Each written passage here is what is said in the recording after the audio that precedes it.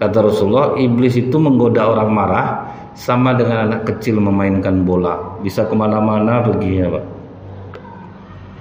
Istri membangunkan anaknya pagi, bangun cepat sayang, mau sekolah, sholat dulu, enggak juga bangun, belum bangun lagi, mulai agak tinggi Pak kan, bangun kamu enggak, sama aja dengan papanya nih, bangunlah papa, ngapalah aku yang kena, kan abang nih, ada kelailah sama suami ibu.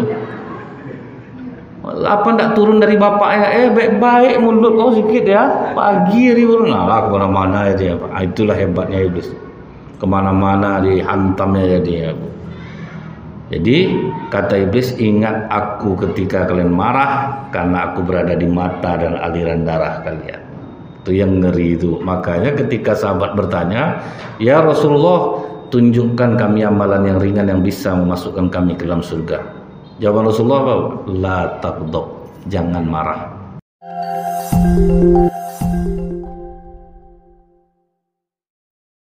Iblis pernah menampakkan dirinya kepada Nabi Yahya bin Zakaria. Sebagaimana yang kita ketahui, ketika para sahabat saling membanggakan para nabi. Jadi kata para sahabat, Musa itu gelarnya Kalimullah, langsung bercakap-cakap dengan Allah. Datanglah sahabat yang lain, yang bagus itu adalah Nabi Isa, dia Ruhullah. Kemudian datang Rasulullah, tidak ada sehebat Nabi Yahya.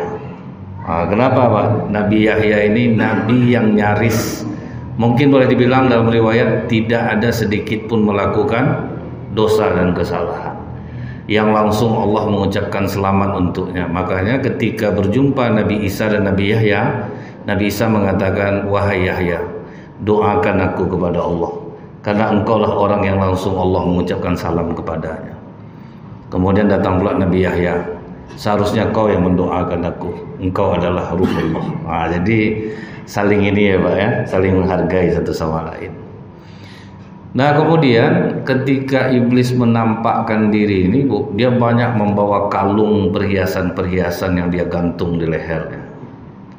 Nabi Yahya bertanya kepada iblis ini, apa yang kau bawa itu?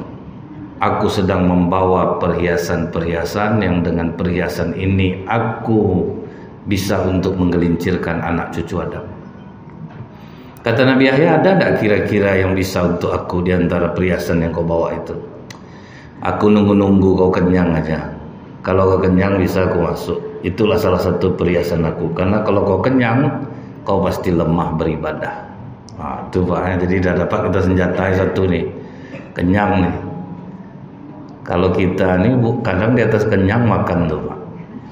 Sudah makanan pembuka, makanan berat, makanan penutup lagi Pak. Sampai bodoh kita makan kadang. Kita lihat Bu ya, pas kita bulan puasa kan kurang makan tuh Pak. Semangat ibadah kita tinggi Pak. Tapi setelah berbuka Bu, itu enggak ada lagi. Drop langsung Pak. 11 rakaat sholat tarawih nguap 23 Pak. Lebih banyak jumlah nguap daripada jumlah rakaat sholat lagi. Itu memang terbukti ternyata.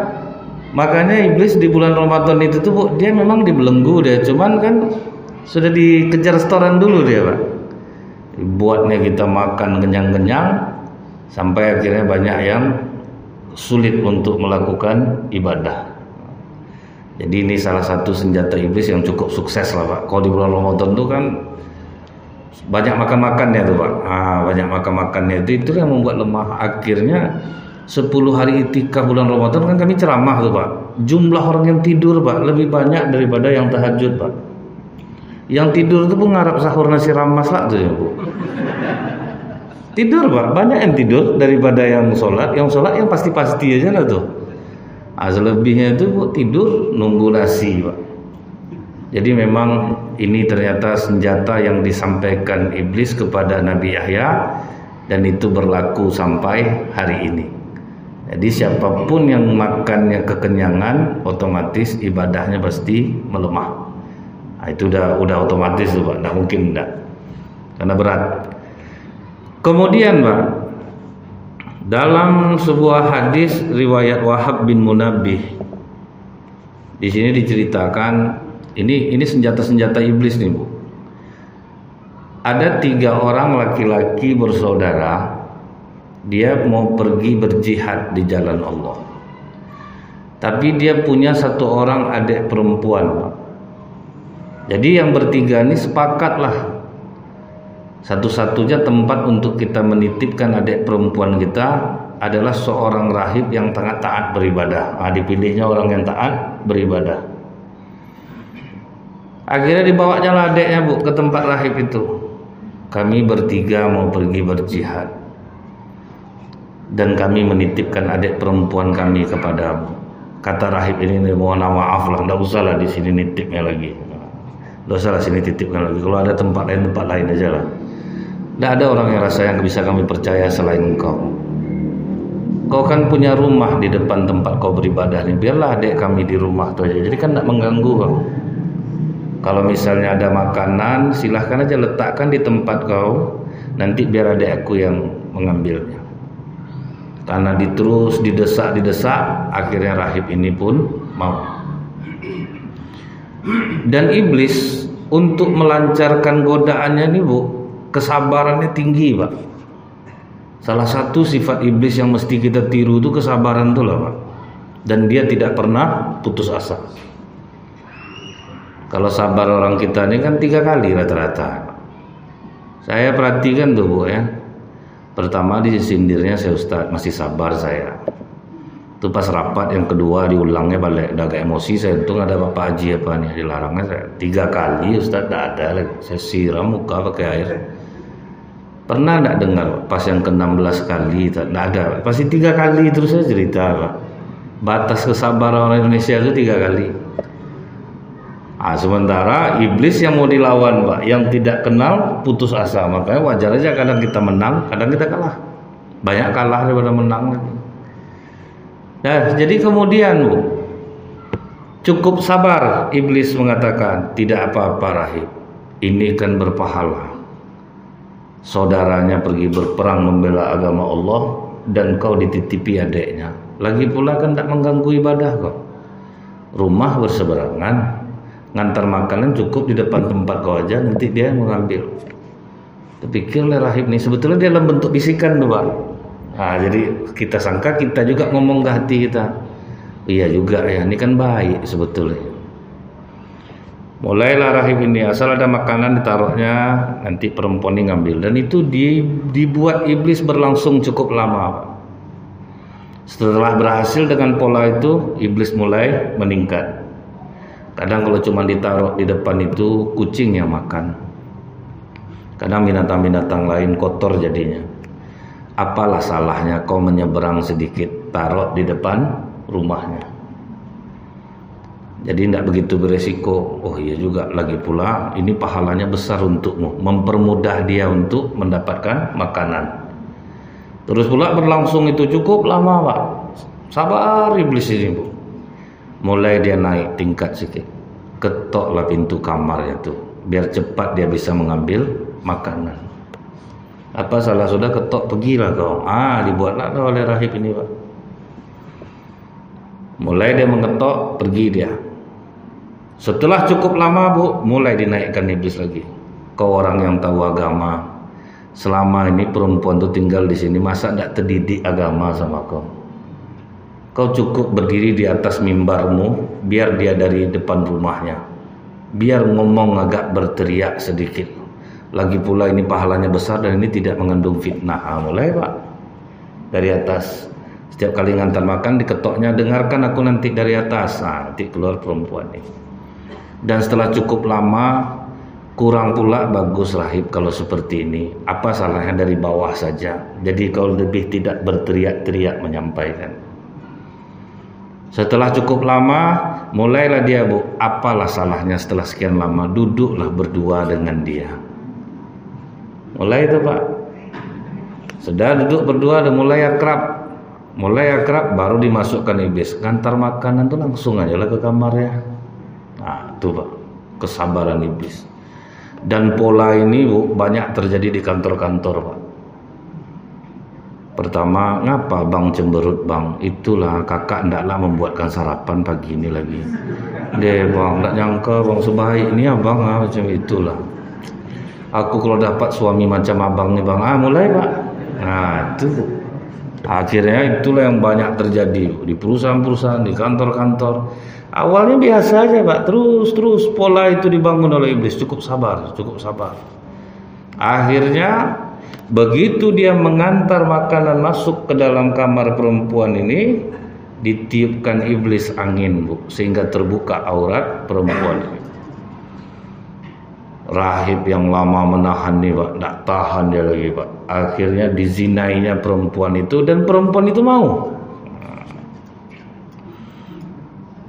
Mulai iblis membisikkan, sempat tahu masyarakat, hancur kau. Mulai ditakutkan ya pak. Kau orang dihormati orang, kau tokoh masyarakat, tapi biarkan dia sampai melahirkan dulu. Setelah melahirkan, cepat kau sembelih anak itu. Karena kalau sempat turun abang yang bertiga itu nanti nampak dia anak, azab kau nanti. Disembelihnya anak. Kalau yang perempuan itu tidak usah kau ganggu, dia pasti akan tutup mulut dengan kelakuan kau. Mulai menanjak lagi bu. Sempat perempuan tuh buka mulut karena anaknya kau bunuh, tambah parah kau kena lagi. Baru dibunuhnya pula perempuan ini. Berapa banyak dosa dibuatnya pak, dengan kesabaran tuh. Jadi kalau kita hafal pola ini, kami ustaz aja banyak yang kena bu. Pertama bertanya dulu, assalamualaikum ustaz. Waalaikumsalam. Saya ibu ini ustaz, ada masalah sama suami saya. Lama-lama ngobrol tuh tertekan juga foto ibu nih pak, cantik ibu nih pak. Itu misalnya, itu pandai saya itu. Janganlah pak bilang pengalaman pribadi pula. Salah dia istri saya itu pak, kena saya nanti. Saya senyum pak, kena saya nanti ya pak. Udah lama ngobrol-ngobrol bu kan, mulailah pak. Alangkah bahagia ya ustaz kalau suami saya ustaz. Mulailah tuh pak. Jadi kata bapak, iblis ini takut sama-sama ustaz ini. Tidak ada pak. Tidak ada, tetap juga. Tidak ada, sama pak. Godanya kuat juga pak. Kuat dia godaannya. Pandai dia cari celah terus. Dia berusaha terus. Nah kemudian selesailah dibunuhnya perempuan ini, dikuburnya lah pak, dekat dengan kuburan anaknya. Dibuatnya aja tanahnya agak besar. Pas pulang, abang-abangnya 3 orang nih pak, selesai perang, disuruh iblis ini lah acting. Memang dalam bentuk bisikan pak. Adik kalian sakit, aku udah coba merawatnya, rupanya takdir mendahuluinya, dia meninggal. Tidak apa-apalah rahib, kami pun berutang budi sama kau, begitu banyak jasa kau terhadap kami. Menangislah dia di atas kubur adiknya itu pak. Itu pulanglah 3-3 ke rumah. Apalagi rencana iblis, masuk dia ke dalam mimpi laki-laki ini masing-masing. Jadi orang yang dapat macam pembunuhan di Kulim dulu pak, kan lewat mimpi pak. Mimpi. Jadi itu iblis yang punya kelakuan tuh pak, bunuh dia, nanti datang dia ke keluarganya, dimimpikan ya, atau dibuatnya macam bisikan, rasanya di sini. Itulah tuh pak, kerja iblis tuh bu. Dia adu-adu dombanya kita. Karena macam iblis ini banyak juga kita. Bang, aku karena dekat sama abang nih bang. Bapak nih kan cerita-ceritanya lah tentang abang. Aku tidak enak aku dengar bang. Dia apa ceritanya? Nanti aku cerita, nanti kamu lah bang. Kan inilah gayanya nih pak. Macam-macam iblis nih pak. Dia adu sana adu sini, adu sana adu sini. Ini pola dia. Kemudian masuk dia ke mimpi yang paling tua dulu, dalam bentuk laki-laki yang bijaksana pak.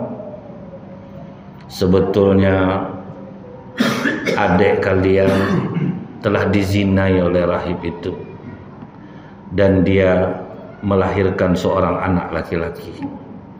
Kemudian dia bunuh anaknya terlebih dahulu. Kemudian dicekiknya perempuan adik kalian tuh, dikuburnya dekat yang kalian duduk itu. Kalau kalian tidak percaya, coba kalian bongkar kubur tuh. Kubur tuh 2 tuh. Ada kubur anaknya, ada kubur adik kalian.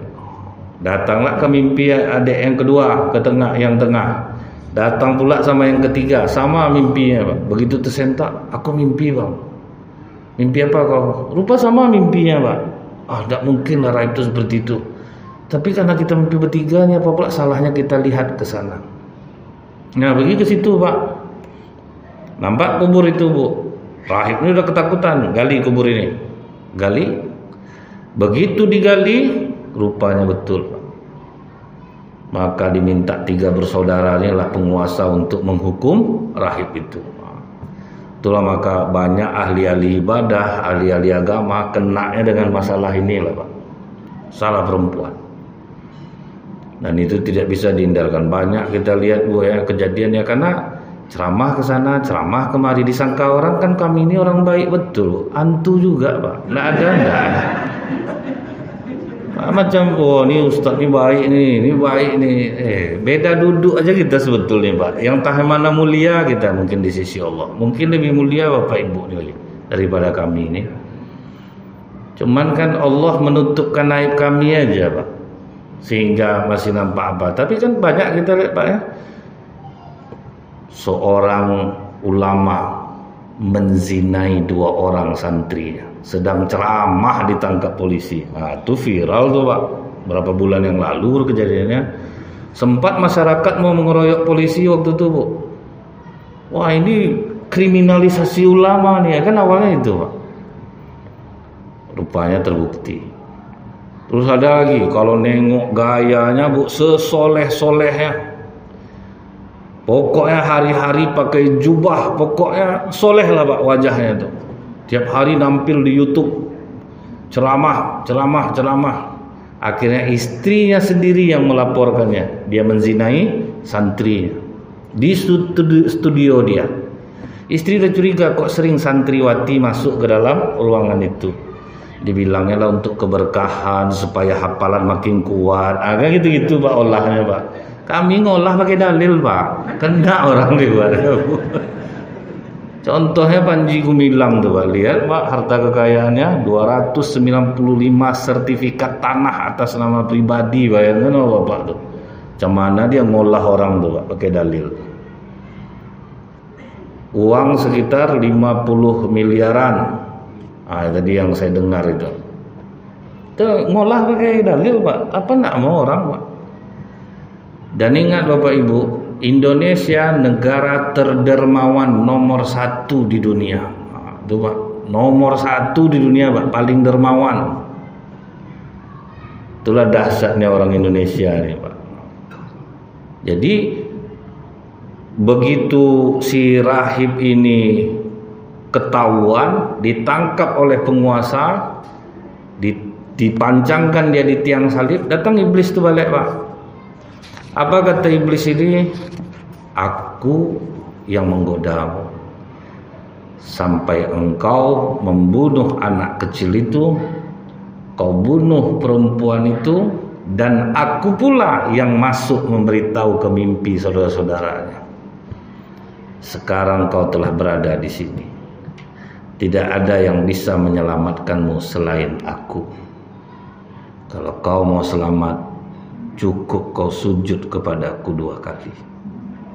Kata rahib ini, bagaimana aku mau sujud? Tangan aku disalib. Kedipkan aja mata kau 2 kali, tanda kau sujud kepadaku. Dikedipnya mata 2 kali, Pak. Inilah yang dikatakan Allah dalam surah Al-Hasyr ayat 16-17.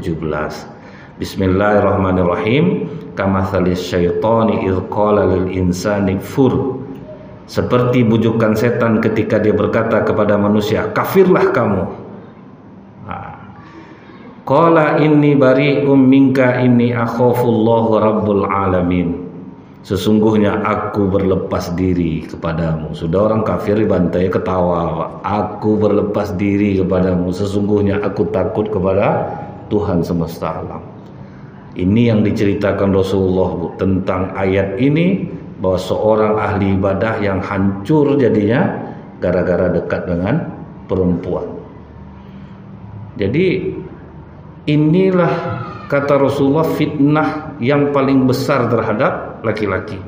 Bukan perempuannya jahat, Bu. Enggak, laki-laki ini dahsyat, Pak. Dia nih yang membuat perempuan itu terkena kadang. Perempuan ini baik, Bu. Dikasihnya perhatian, kasih sayang, udah makan belum? Udah kalau sakit nanti abang antar obat. Kan macam-macam tuh, Pak.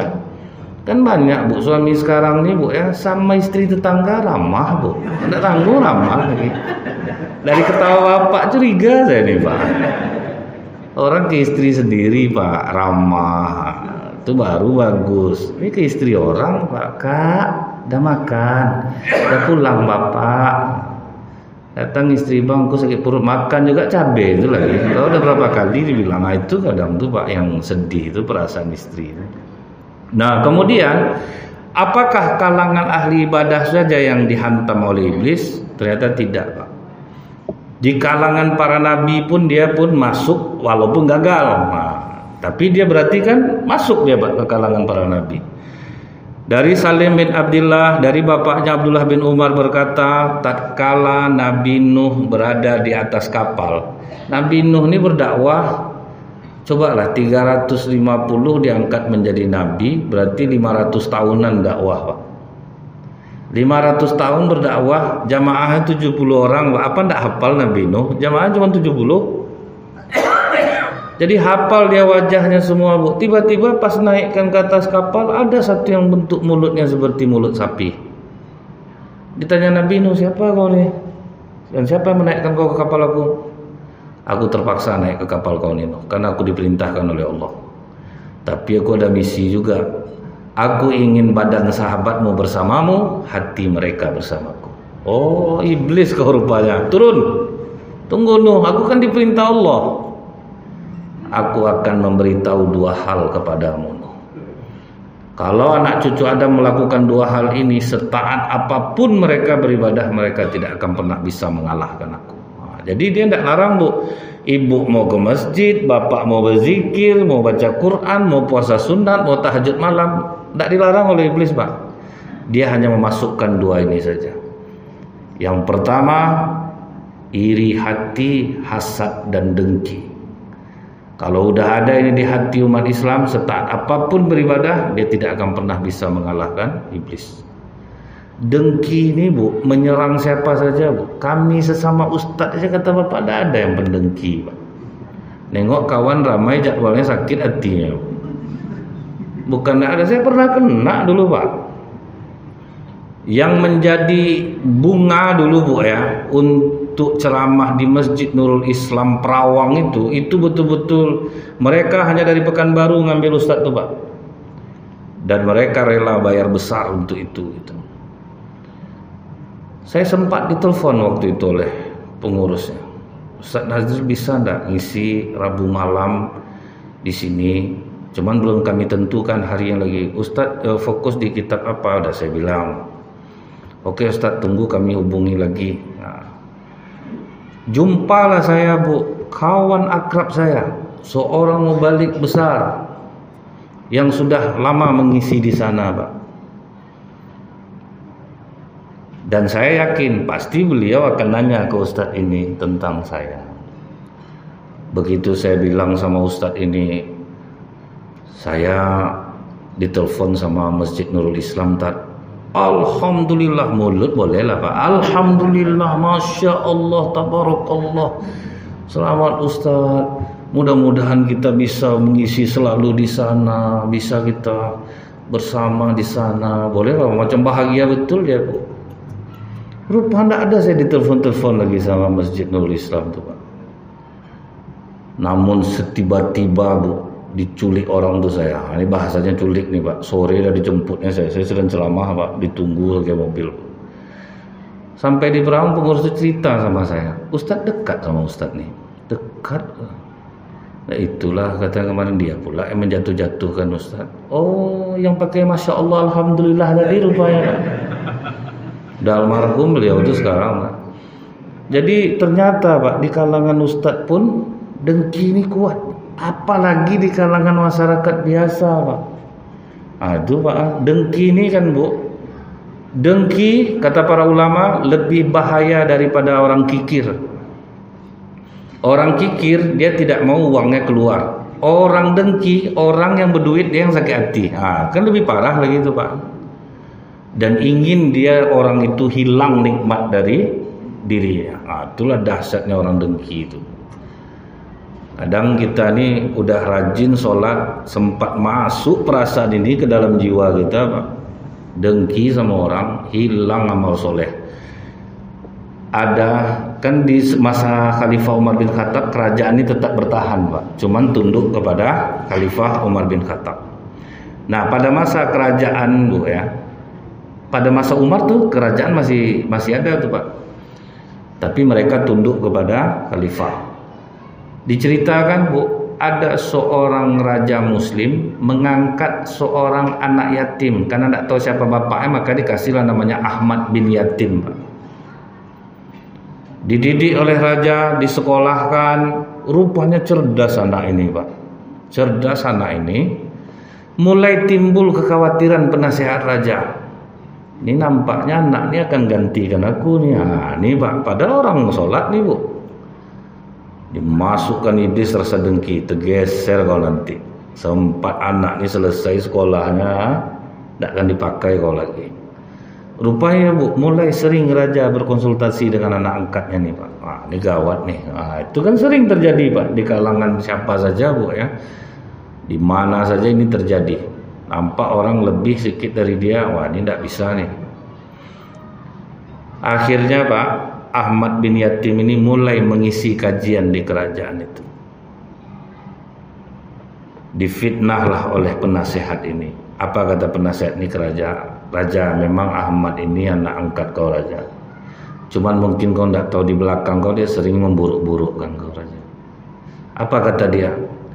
Malas dia dekat sama kau. Napasmu bau raja. Itu yang disebarkannya ke orang. Masa iya dia cerita itu? Iya raja. Diceritakan orang napas kau bau. Coba besok aku buktikan. Dia kan pengajian pagi di sini. Coba kita tengok besok. Sebelum Ahmad bin Yatim pergi kerajaan, penasehat ini pun memotong langkahnya. Ahmad, sinilah dulu Ahmad. Aku mau buru-buru ke tempat raja. Sudahlah Ahmad, aku ingin mengajakmu makan. Masa kau mau tidak? Dia mau diajak makan. Dikasihnya lah makanan yang serba banyak yang bisa membuat bau mulut Ahmad bin Yatim nih Pak. Bawang-bawang. Itu strategi dia. Jadi dimakan oleh Ahmad nih karena segan orang ngajak makan. Tentu napas dia yang bau jadinya Pak. Karena dia buru-buru ke kerajaan Bu, ditutupnya lah mulut dan hidungnya ketika berbicara dengan raja. Langsung kata raja, betul kata penasehat aku. Ditutupnya hidung sama mulutnya cerita sama aku, memang kurang ngajar anak ini. Padahal Ahmad bin Yatim menutup hidung dan mulutnya supaya bau bawangnya tidak keluar. Itu strategi penasehat. Kesal raja, ditulisnya surat. Kau nanti pergi ke keuangan ya Ahmad bin Yatim. Ini mengelabui Ahmad bin Yatim nih Pak. Kau pergi ke keuangan, kau sampaikan surat ini kepadanya. Sebetulnya isi surat itu apa Bu? Siapapun yang membawa surat ini sampai ke tanganmu, langsung perintahkan Algojo memenggal kepalanya, letak kepalanya di dalam baki. Ahmad bin Yatim ini karena dia tidak ada merasa apa-apa kan? Bawalah surat tuh. Pas dia keluar datanglah penasehat yang dengki tadi. Mau kemana kau Ahmad? Tidak ada kau kena marah tadi? Enggak, malah aku disuruh ke tempat keuangan ya, ambil duit mungkin nih. Gini aja lah Ahmad, dia laku yang membawakan surat tuh. Dia yang bawa surat tuh Pak. Udah senang lah hati duit masuk nih katanya. Sampai di keuangan, tunggu di sini sebentar. Langsung datang Algojo Pak, dihantamnya langsung lehernya pakai pedang. Taruh kepalanya di baki tutup, kirimkan ke raja. Disitulah raja terkejut Pak, rupanya kepala penasehatnya. Bersihlah nama Ahmad bin Yatim. Itu bahayanya kalau kita mendengki itu akhirnya celaka sendiri gitu. Itu yang akan dimasukkan iblis ke dalam hati kita, mendengki orang. Orang bahagia kita sakit hati. Itulah makanya bahaya Bu, menengok-nengokkan anak bayi di media sosial, dilirik oleh mata pendengki, kena ain anak tuh Pak. Itu yang ditakutkan tuh. Rencana aja Bu bisa kena ain.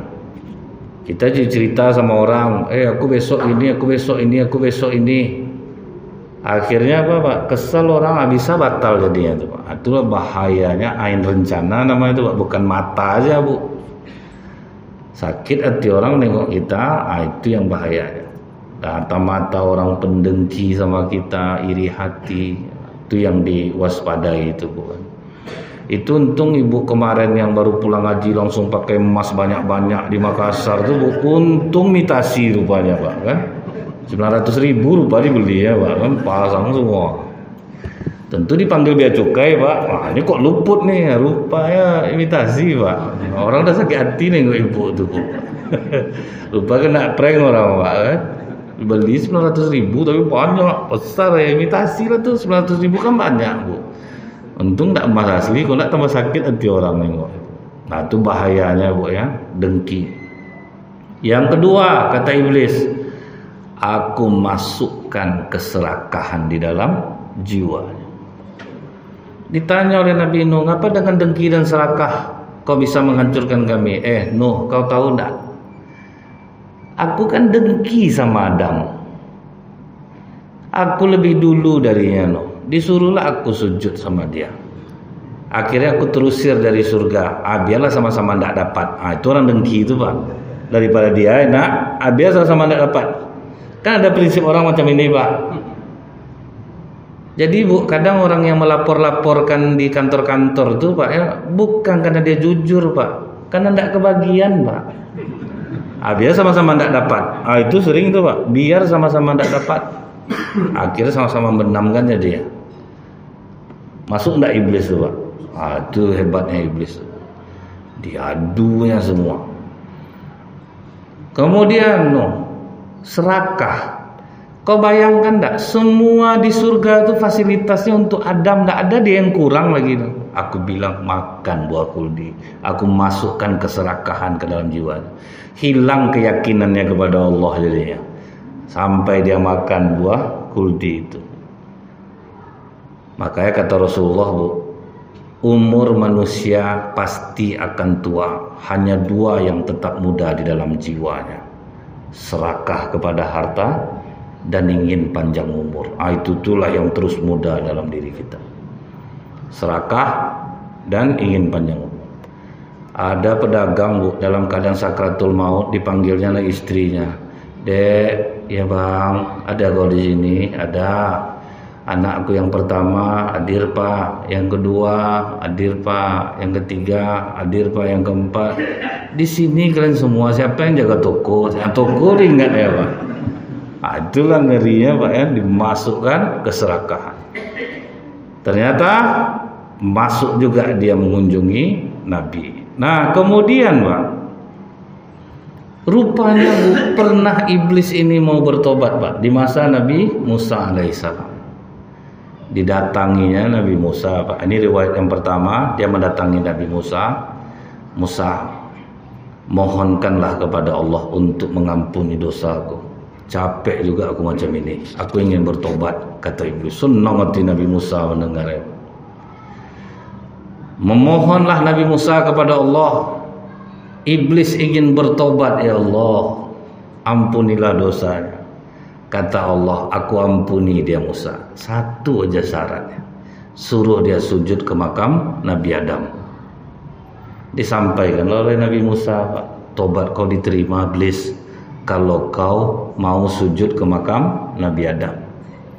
Naik langsung kesombongan iblis semua. Matilah situ Musa. Hidup aja dia nak mau aku sujud sama dia. Matilah aku mau sujud. Sorry lah dulu. Biarlah aku macam ini aja. Itulah iblis tuh kerasnya Pak. Tapi aku berterima kasih sama kau Musa. Kau sudah memohonkan ampun untukku kepada Allah. Aku kasih kau 3 senjata Musa. Dan ini harus kau ingat-ingat betul. Ketika kau marah, aku berada di mata dan aliran darahmu.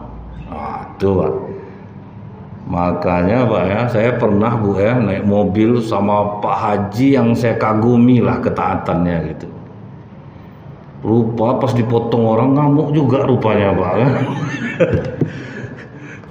Sampai saya lah menyabarkan di sebelah. Selama ini saya kagum Pak ya, Bapak ini penyabar apa, rupa tensi tinggi Bu. Itulah hebatnya iblis itu Pak. Makanya kata Rasulullah, iblis itu menggoda orang marah sama dengan anak kecil memainkan bola, bisa kemana-mana pergi ya Pak.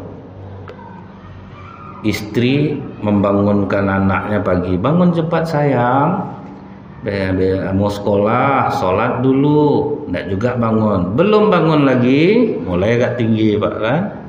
Bangun kamu ndak? Sama aja dengan papanya nih. Bangunlah papa, ngapalah aku yang kena, kan abang nih. Ada kelailah sama suami ibu. Apa ndak turun dari bapaknya? Baik-baik mulut kau sedikit ya. Pagi ribut. Nah, kemana-mana ya dia Pak. Itulah hebatnya iblis. Kemana-mana dihantamnya dia. Jadi kata iblis, ingat aku ketika kalian marah, karena aku berada di mata dan aliran darah kalian. Itu yang ngeri itu. Makanya ketika sahabat bertanya, ya Rasulullah, tunjukkan kami amalan yang ringan yang bisa memasukkan kami ke dalam surga. Jawaban Rasulullah apa? La taghdab, jangan marah. Apalagi ya Rasulullah, farad dadami rongkola, la taghdab. Tidak ada yang lain, kalian jangan marah. Sementara Bu ya, inilah yang berat bagi kita nih Pak. Anak-anak kecil main di masjid, pertama ramah, sayang main di luar ya nak ya. Bapak sholat, makin macam ulat kelakuannya Pak, digitu kan. Akhir itu pasan naik lah jadi, keluar kalian, baru lari semua Pak. Jadi payah juga memang. Tapi itulah Bu, iblis itu dimainkannya kita di saat kita marah. Yang kedua Musa, apabila kalian berjihad fisabilillah, akan aku kenang-kenangkan kalian kepada anak, kepada istri kalian, sampai akhirnya kalian mundur dari perang. Dibujuk-bujuknya terus Pak, jangan kasihan, tengoklah anak kau tuh nangis tuh tengoklah istri kau, dia udah 2 hari diintai-intai sama tetangga kau, berangkat nanti selesai istri kau, pokok macam-macam Pak dihadangnya, sampai itu terjadi. Yang ketiga, hati-hati duduk dengan perempuan yang bukan mahram, karena itulah senjataku yang terkuat, yang sulit untuk aku dikalahkan. Itu Pak. Jadi memang siapapun Pak, mau dia seorang ulama, kalau sudah sama wanita, hati-hati, karena mudah iblis menjerumuskan. Saat itu tuh hilang kekuatan kita. Misal nih Pak, bapak, mobil bapak di belakang, di depan bapak ada perempuan seksi naik sepeda motor Pak, mau zikir apapun bapak nak mempan lagi. Coba lah kalau enggak, berharap lampu hijau aja lagi itu Pak yang bisa menolong. Masih itu Pak, mau a'udzubillahi minasyaitonirrajim, mau hasbunallahu wa ni'mal wakil, nak mempan lagi Pak. Itulah kuatnya iblis itu Pak. Kalau untuk masalah syahwat, dia kuat dia Bu. Nah yang kedua, iblis pernah mendatangi Nabi Musa menggunakan mantel, pakai hoodie lah kalau sekarang ini Pak. Begitu dekat ke Nabi Musa langsung dia buka. Musa, apa kabarmu? Aku berharap kepada Allah, semoga kau ini seharusnya tidak diciptakan oleh Allah. Mau ngapa kau kesini? Tidak ada, aku mau berkunjung aja. Bagaimana cara kau selain yang kau pernah sampaikan ke aku untuk menghancurkan orang? Ini lagi Pak disampaikan. Yang pertama, tetap kata iblis, jangan menyendiri dengan perempuan yang bukan mahrammu.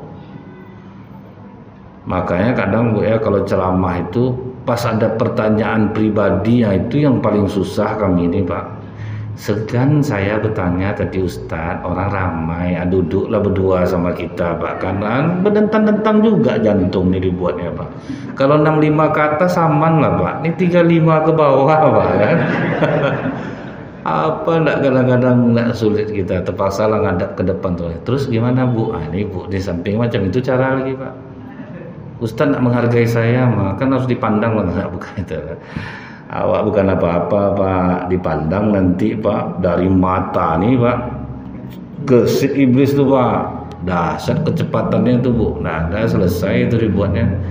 Kadang bapak nih Pak nengok perempuan seksi, astagfirullahalazim, tapi diiringi terus Pak. Kadang macam orang-orang bijaksana lah tuh Pak, tengoklah pakaian anak-anak sekarang, padahal mau nengok Pak. Cuma dilapis ya pakai kalimat itu. Yang kedua kata iblis, Kalau kau sudah berjanji kepada Allah, cepat penuhi, karena aku akan membuat kau melanggar janji itu. Sementara Bu, dalam Islam ini, kalau sudah berjanji, apapun risikonya harus dipenuhi. Nah itu kita yang banyak kena Bu. Makanya agak tidak enak kadang ibadah kita, kadang atuk-atuk berjanji sama cucunya, nanti pulang ceramah belikan ini ya tuh, iya nanti atuk belikan, jangan nangis, karena dia udah diam Pak, tidak jadi beli Pak, bisa kena gitu. Kalau untuk janji itu rupanya ngeri Pak. Kalau kita udah berjanji, resiko apapun ditunaikan. Kita ingat Bu, Umar bin Khattab meninggal gara-gara memenuhkan janji sebetulnya Pak. Sebetulnya dia udah larang, jangan sampai orang-orang Persia ada tinggal di Madinah. Kata Abbas, kami membutuhkan mereka untuk jadi budak. Tolonglah berjanji Khalifah, biarkanlah mereka tinggal di sini. Sebetulnya Umar udah tahu Pak, orang Persia itu pantang dia kalah dalam perang Pak. Pasti dia akan balas dendam. Maka banyak jadi budak di Madinah setelah mereka kalah. Jadi Umar udah terasa Pak, gara-gara memenuhi janji lah akhirnya terbukti kata-kata Umar. Kan betul aku bilang waktu dia udah luka-luka kena tusuk tuh Pak. Akhirnya kejadian apa yang aku pernah katakan. Siapa yang membunuh aku? Budak Persia Abu Lu'lu'ah Al-Mughirah bin Syu'bah. Wah itu budak dari Al-Mughirah bin Syu'bah. Disitulah Umar gara-gara memegang janji akhirnya terbunuh. Nah itu harus cepat ditunaikan, karena nanti akan ditunda-tunda jadinya. Misal janji bayar hutang, janji apa, cepat tunaikan. Kalau tidak ada aja iblis nih, tak usah bayar sekarang lagi Kak, ibu tuh baik itu nih. Kan dia diam aja, tidak ada dia minta. Akhirnya diam sampai tidak bayar dia. Nah, itulah payahnya ya Pak ya, memegang janji itu tuh berat. Nah yang ketiga kata iblis, kalau engkau berniat mengeluarkan sedekah, cepat tunaikan. Kalau tidak, aku yang akan menghalanginya. Nah, mungkin kita pernah merasakan Pak, rencana mau sedekah nih karena ditunda-tunda sampai akhirnya tidak jadi Pak. Ada aja kesibukan yang membuat batal. Ada kejadian Pak, dia niat nih Bu, cair duit pergi umroh sama keluarga. Begitu cair duit, rumah yang direnovnya jadi ya Pak. Akibatnya apa? Tukang menipu dia. Habis duit, rumah nggak siap. Nah, kan? Akhirnya diingatkan kembali, mungkin ada niat baru terkenang dia. Dia mau pergi umroh, kemudian dia batalkan untuk merenov rumah. Yang lain yang kena jadinya. Jadi kalau orang banyak Bu, kalau udah sedekah tuh cepat niat langsung. Ada penerjun payung Bu, dia pertama kali mau terjun payung, ya Allah kalau kembang payung aku nanti aku potong sapi di rumah, aku ajak orang-orang miskin makan. Pas loncat kembang payungnya Bu, ya Allah kambing aja lah ya Allah, sapi besar betul. Tambah turun jadi ya Pak, selamat sampai wayap jadi ya Bu. Itu bahayanya Pak ya kalau orang berjanji-janji tapi dia tidak menunaikannya. Kemudian Pak, dari Abu Musa dia berkata, ketika waktu pagi tiba, iblis ini dikumpulkannya lah bala-bala tentaranya itu. Masing-masing datang melapor. Yang pertama mengatakan, aku terus menggoda si fulan hingga dia menceraikan istrinya. Di hadis yang lain dulu kan pernah Pak, menceraikan istri ini yang paling hebat. Tapi di hadis ini kata iblis, tidak hebat tuh, dia bisa nikah lagi. Datang yang kedua, aku terus menerus membujuk si fulan hingga dia durhaka kepada orang tuanya. Nah, nanti dia minta maaf balik, itu baik balik. Datang yang ketiga, aku senantiasa menggoda si fulan hingga dia berzina. Hebat. Aku berhasil membuat orang menenggak minuman keras. Hebat kata iblis. Aku berhasil merayu orang untuk membunuh orang lain. Hebat. Berarti tiga nih Pak ya, memang dijadikan iblis betul Pak. Berzina, minuman keras, kemudian membunuh. Tapi sebetulnya minuman keras di tengah nih, justru dia itulah yang paling bisa membuat orang berzina, bisa membuat orang membunuh.